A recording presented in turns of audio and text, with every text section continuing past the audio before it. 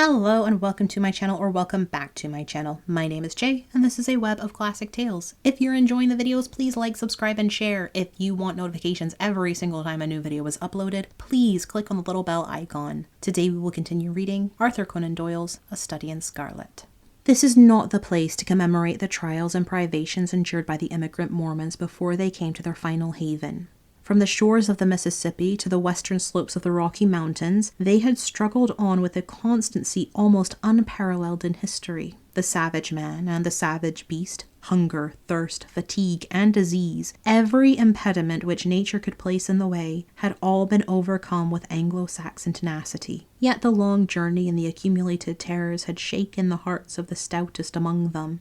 There was not one who did not sink upon his knees in heartfelt prayer when they saw the broad valley of Utah bathed in the sunlight beneath them, and learned from the lips of their leader that this was the promised land, and that these virgin acres were to be theirs forevermore. Young speedily proved himself to be a skillful administrator as well as a resolute chief. Maps were drawn and charts prepared in which the future city was sketched out. All around, farms were apportioned and allotted in proportion to the standing of each individual. The tradesman was put to his trade and the artisan to his calling. In the town, streets and squares sprang up as if by magic. In the country there was draining and hedging, planting and clearing, until the next summer saw the whole country golden with the wheat crop. Everything prospered in the strange settlement. Above all, the great temple which they had erected in the center of the city grew ever taller and larger. From the first blush of dawn until the closing of the twilight, the clatter of the hammer and the rasp of the saw were never absent from the monument which the immigrants erected to him who had led them safe through many dangers. The two castaways, John Ferrier and the little girl, who had shared his fortunes and had been adopted as his daughter, accompanied the Mormons to the end of their great pilgrimage. Little Lucy Ferrier was borne along pleasantly enough in Elder Stangerson's wagon, a retreat which she shared with the Mormon's 3 wives and with his son, a headstrong forward boy of 12. Having rallied, with the elasticity of childhood, from the shock caused by her mother's death, she soon became a pet with the women, and reconciled herself to this new life in her moving canvas-covered home. In the meantime, Ferrier, having recovered from his privations, distinguished himself as a useful guide and an indefatigable hunter. So rapidly did he gain the esteem of his new companions that when they reached the end of their wanderings, it was unanimously agreed that he should be provided with as large and as fertile a tract of land as any of the settlers, with the exception of Young himself, and of Stangerson, Kemble, Johnston, and Drebber, who were the 4 principal elders. On the farm thus acquired, John Ferrier built himself a substantial log house, which received so many additions in succeeding years that it grew into a roomy villa. He was a man of a practical turn of mind, keen on his dealings and skillful with his hands. His iron constitution enabled him to work morning and evening at improving and tilling his lands. Hence it came about that his farm and all that belonged to him prospered exceedingly. In 3 years he was better off than his neighbours. In 6 he was well-to-do. In 9 he was rich. And in 12 there were not half a dozen men in the whole of Salt Lake City who could compare with him. From the great inland sea to the distant Wasatch Mountains, there was no name better known than that of John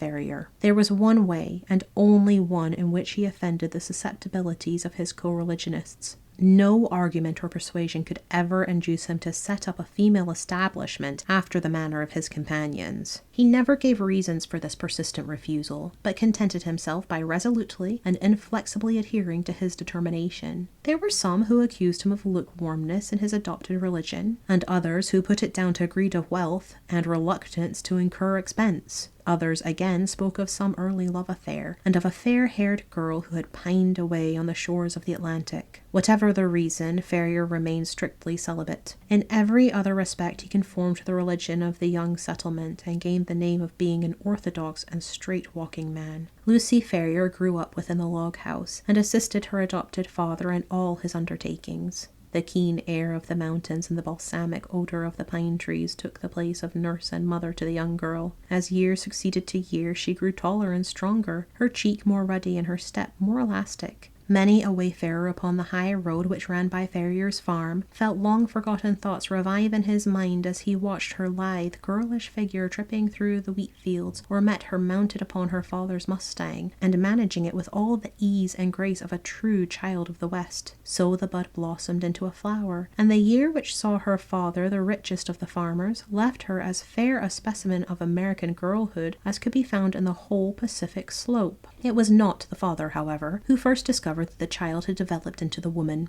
It seldom is in such cases. That mysterious change is too subtle and too gradual to be measured by dates. Least of all does the maiden herself know it until the tone of a voice or the touch of a hand sets her heart thrilling within her, and she learns with a mixture of pride and of fear that a new and a larger nature has awakened within her. There are few who cannot recall that day and remember the one little incident which heralded the dawn of a new life. In the case of Lucy Ferrier, the occasion was serious enough in itself, apart from its future influence on her destiny and that of many besides. It was a warm June morning, and the Latter-day Saints were as busy as the bees whose hive they have chosen for their emblem. In the field and in the streets rose the same hum of human industry. Down the dusty high roads defiled long streams of heavily laden mules, all heading to the west, for the gold fever had broken out in California, and the overland route lay through the city of the elect. There, too, were droves of sheep and bullocks coming in from the outlying pasture lands, and trains of tired immigrants, men and horses equally weary of their interminable journey. Through all this motley assemblage, threading her way with the skill of an accomplished rider, there galloped Lucy Ferrier, her fair face flushed with exercise and her long chestnut hair flowing out behind her. She had a commission from her father in the city, and was dashing in as she had done many a time before, with all the fearlessness of youth, thinking only of her task and how it was to be performed. The travel-stained adventurers gazed after her in astonishment, and even the unemotional Indians, journeying in with their peltries, relaxed their accustomed stoicism as they marveled at the beauty of the pale-faced maiden. She had reached the outskirts of the city when she found the road blocked by a great drove of cattle, driven by half a dozen wild-looking herdsmen from the plains. In her impatience, she endeavored to pass this obstacle by pushing her horse into what appeared to be a gap. Scarcely had she got fairly into it, however, before the beasts closed in behind her, and she found herself completely embedded in the moving stream of fierce-eyed, long-horned bullocks. Accustomed as she was to deal with cattle, she was not alarmed at her situation, but took advantage of every opportunity to urge her horse on, in the hopes of pushing her way through the cavalcade. Unfortunately, the horns of one of the creatures, either by accident or design, came in violent contact with a flank of the Mustang, and excited it to madness. In an instant it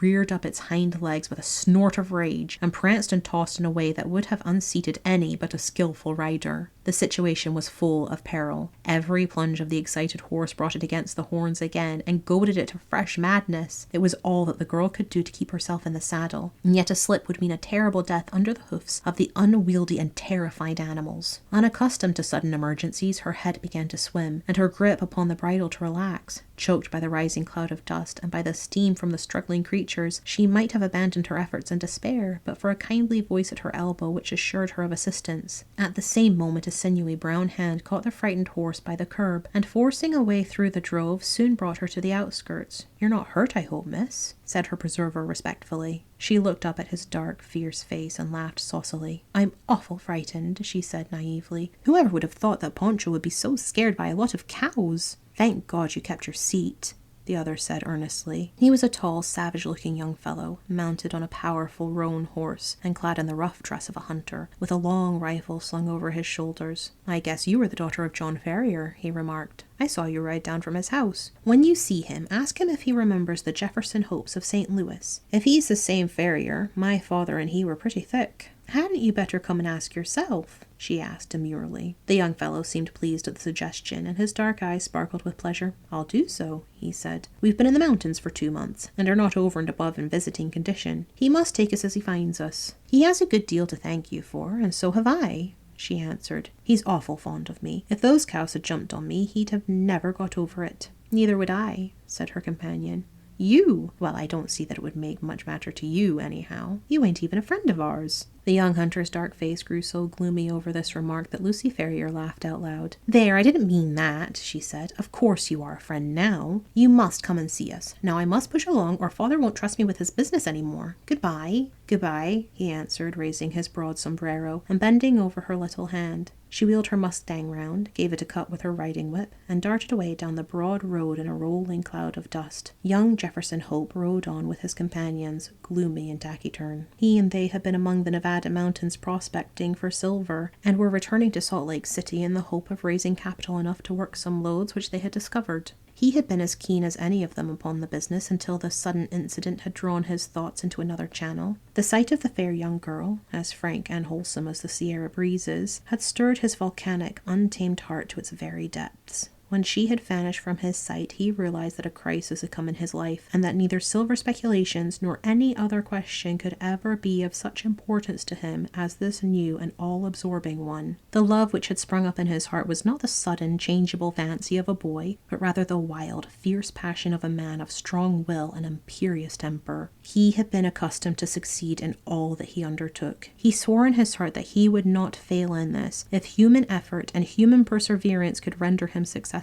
He called on John Ferrier that night, and many times again, until his face was a familiar one at the farmhouse. John, cooped up in the valley and absorbed in his work, had had little chance of learning the news of the outside world during the last 12 years. All this Jefferson Hope was able to tell him, and in a style which interested Lucy as well as her father. He had been a pioneer in California, and could narrate many a strange tale of fortunes made and fortunes lost in those wild halcyon days. He had been a scout too, and a trapper, a silver explorer, and a ranchman. Wherever stirring adventures were to be had, Jefferson Hope had been there in search of them. He soon became a favorite with the old farmer, who spoke eloquently of his virtues. On such occasions Lucy was silent, but her blushing cheek and her bright, happy eyes showed only too clearly that her young heart was no longer her own. Her honest father may not have observed these symptoms, but they were assuredly not thrown away upon the man who had won her affections. One summer evening he came galloping down the road and pulled up at the gate. She was at the doorway and came down to meet him. He threw the bridle over the fence and strode up the pathway. "I am off, Lucy," he said, taking her 2 hands in his and gazing tenderly down into her face. "I won't ask you to come with me now, but will you be ready to come when I am here again?" "And when will that be?" she asked, blushing and laughing. "A couple of months at the outside. I will come and claim you then, my darling. There's no one who can stand between us." "And how about father?" she asked. "He has given his consent, provided we get these mines working all right. I have no fear on that head." "Oh, well, of course, if you and father have arranged it all, there's no more to be said," she whispered with her cheeks against his broad breast. "Thank God," he said hoarsely, stooping and kissing her. "It is settled then. The longer I stay, the harder it will be to go. They are waiting for me at the cannon. Goodbye, my own darling, goodbye. In 2 months you shall see me." He tore himself from her as he spoke and, flinging himself upon his horse, galloped furiously away, never even looking round, as though afraid that his resolution might fail him if he took one glance at what he was leaving. She stood at the gate, gazing after him until he vanished from her sight. Then she walked back into the house, the happiest girl in all Utah. Thank you for listening. This has been Arthur Conan Doyle's A Study in Scarlet, Part 2, Chapter 2. I've been Jay. This has been a web of classic tales. Please like, subscribe, and share. Click the bell icon for notifications. I hope you're having a fantastic day. Have a nice life, and I'll see you next time.